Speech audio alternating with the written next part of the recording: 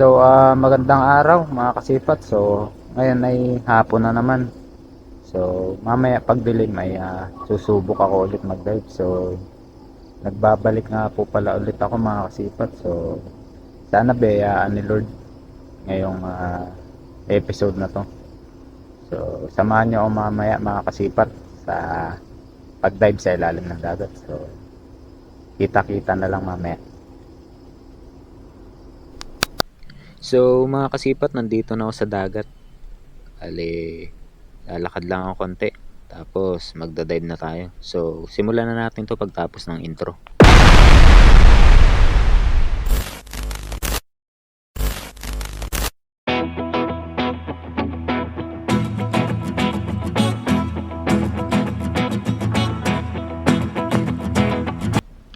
At eto, unang dive natin mga kasipat. So nakakita ako agad ng malaking lapu-lapu o grouper. Grabe, ang laki. Nagulat ako sa laki niyan mga kasipat. So dito hinahanapan ko lang ng maayos na anggulo para naman na masigurado kong huli. At yan, nahuli nga natin ang malaking grouper. Lapu. First catch mga kasipat. Unang biyaya ngayong gabi. Ayos. Ang laki niyan mga kasipat. Sobrang saya ko.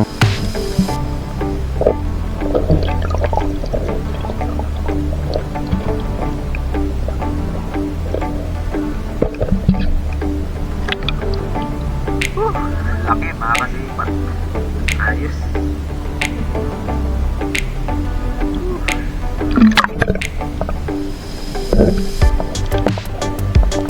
At heto ang sumunod na target ko mga kasipat.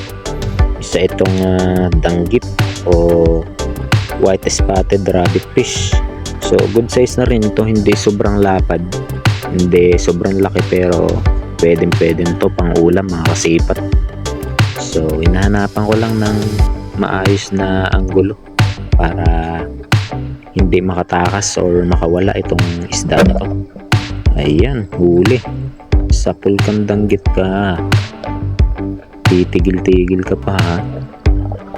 Ayos, thank you Lord. Pangalawang huli natin mga kasipat.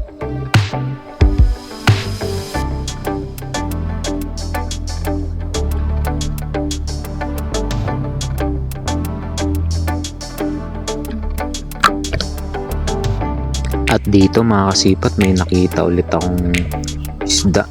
Bali naghanap-hanap lang ako ng iba, baka mayroon pa kaso wala naman. So ito, try natin kung mahuli natin. Kaso medyo magalaw, mukhang ayaw magpahuli.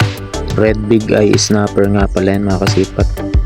Di ko na hinuli kasi masyadong malikot mga kasipat. At dito mga kasipat, may nakita ulit akong isda. Ang isdang ito ay danggit or white spotted rabbit fish. So hanapan ko lang ulit mga kasipat ng magandang anggulo ito. Ayun, sumandal na siya sa bato. Sigurado na. Ayun, huli. Thank you Lord. Ayos. Makakapang ulam na naman bukas.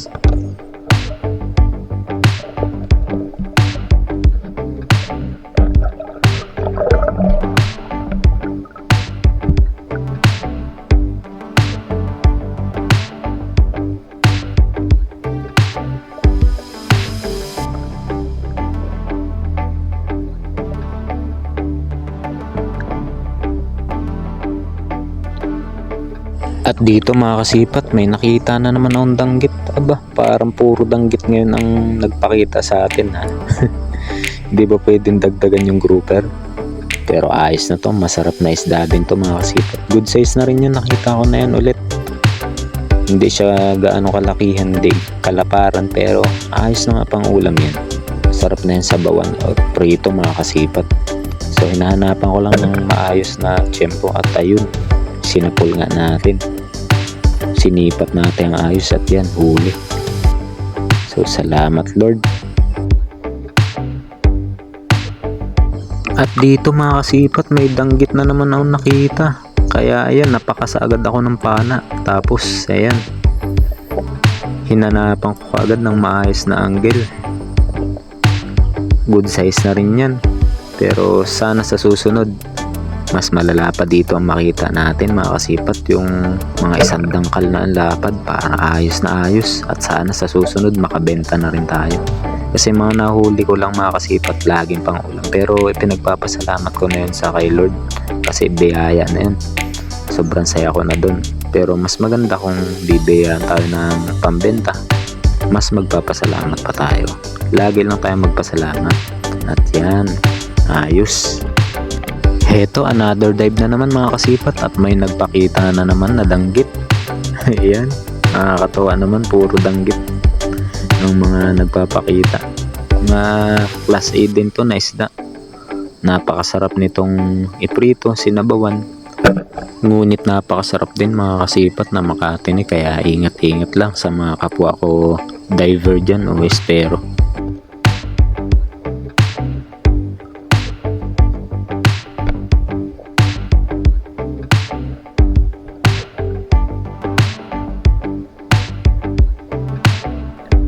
Dito mga kasipat, may nakita ulit akong danggit, white spotted rabbitfish, nakatago sa mga seaweeds o lato na yan. So hanapin natin.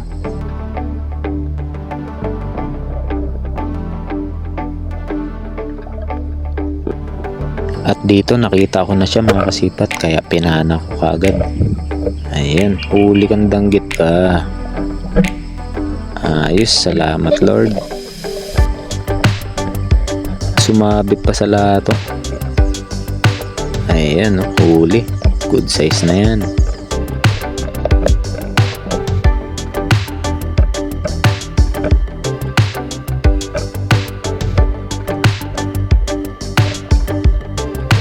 Dito mga kasipat, may nakita ulit akong danggit. Ayos.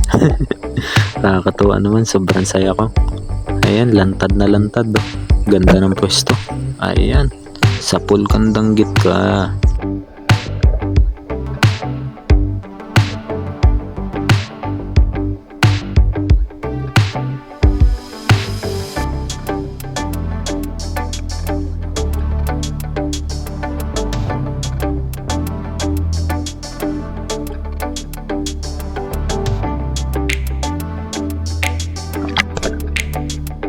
Dito, hanap-hanap lang tayo mga kasipat.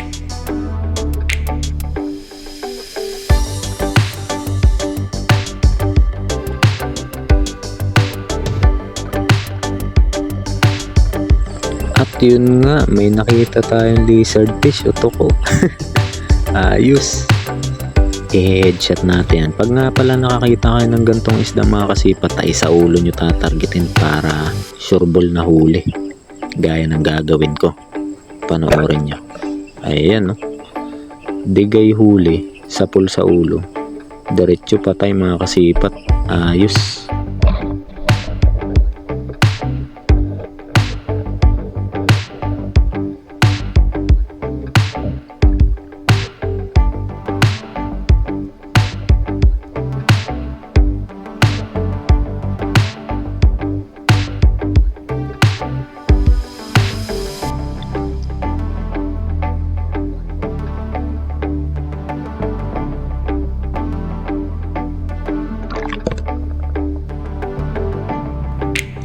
At dito may nakita ulit ako mga kasipat na danggit, nakatago na naman sa lato.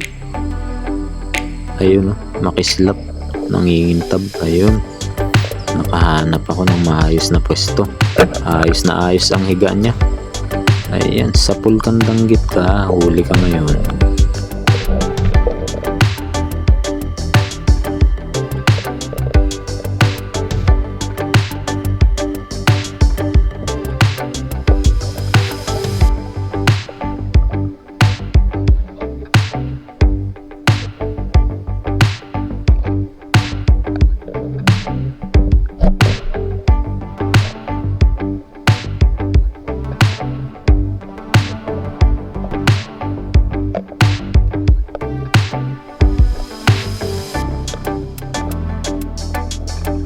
Grabe yung tinik oh. Ang lalapad.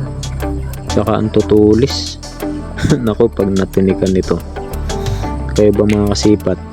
Nakaranas na ba kayo matinik nito? Nako, sobrang kirot. Sobrang sakit talaga.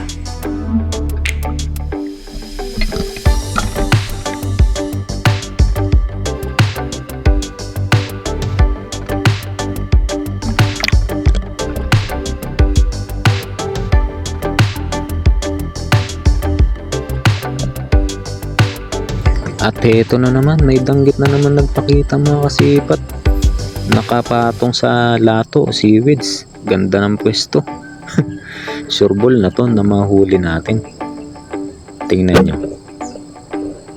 Ayan, digay sa pool. Ikot-ikot lang siya eh. Ayos, salamat Lord.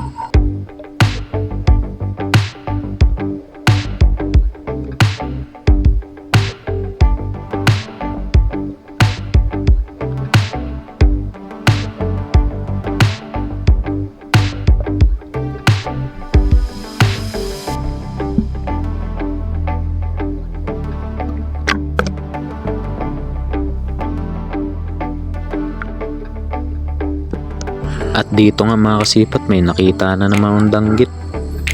Nakatago na naman sa lato. Ang hilig nila magtago sa lato mga kasipat. Pero syempre, huhulihin natin yan kahit saan pa yan magtago. Tamo. Ayan, huli kang danggit ka.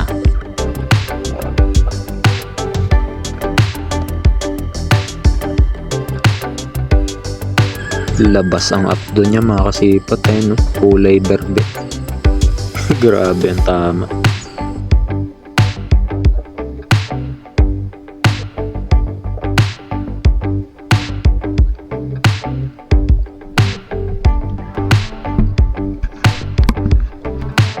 At tinignan ko nga mga kasipat yung mga huli ko, madami-dami na rin pala. Ayos ng pang-ulam bukas, makakaulam na ng siguro mga nasa 2 oras na ulaman na to. Pero hahanap pa tayo. At dito nakakita ulit ako ng danggit. Pang-ulam na naman to. Nakapatong na naman sa lato mga kasipat. Ayan no. Good size na yan. Kaya nga nasabi ko hindi naman malapad na todo. Hindi rin sobrang laki. Pero ayos na pang-ulam to. Pwede na pang sinabawan at prinito. Hindi ko mahanapan ng maayos na anggulo. Umaalon kasi mga kasipat, medyo may gulong. Pero ayan, nahuli natin.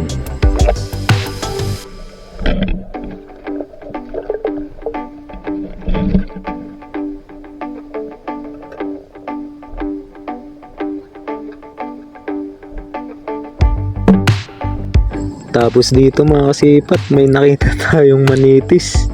Ang tawag sa ibang lugar nito timbungan, sa iba talikukod. Ayan, manitis naman dito sa amin sa Mindoro. Huli kang manitis ka, ayos, thank you Lord. Nadagdagan na ng ibang klaseng isda ang ating huli.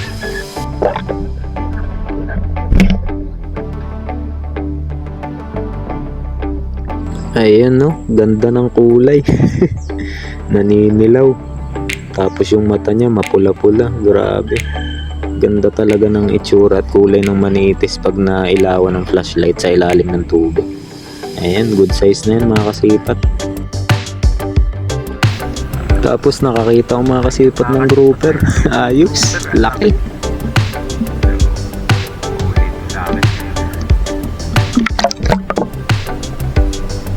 Pangalawang good size na grouper ito mga kasipat. Parang magkasing laki sila nung nahuli ko kaninang una. Grabe, ang laki oh. Nagulat ako dyan.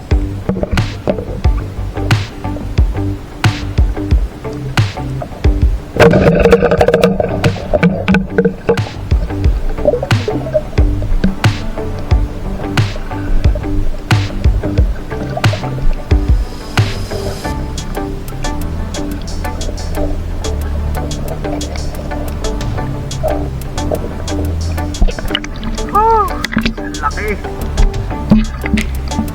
Nasa mababaw lang. Ayun mga kasipat. Dalawa na sila.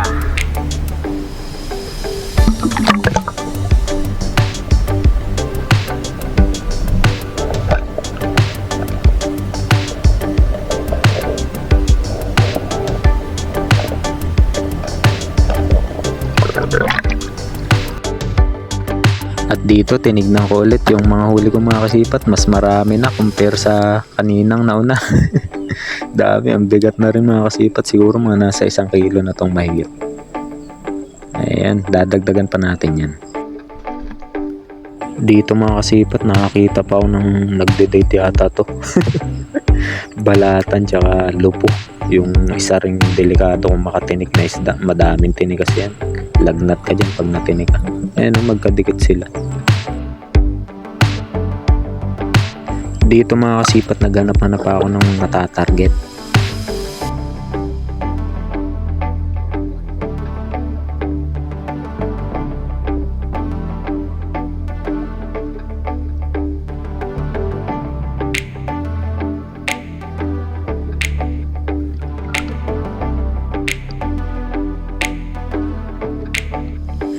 At eto, nagpakita sa akin itong isda na to. Landay ito kung tawagin dito sa amin mga kasipat.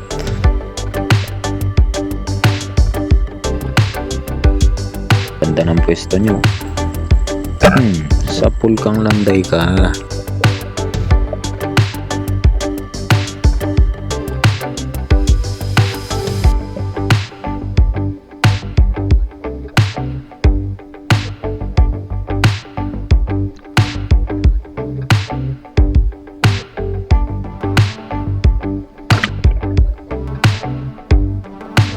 Dito may nakita pa akong shell, babaeng spider conch shell o langaan mga kasipat. Tinatawag din minsan dito sa amin na saang. Ayan, ayos, laman tiyan din yan. Thank you Lord.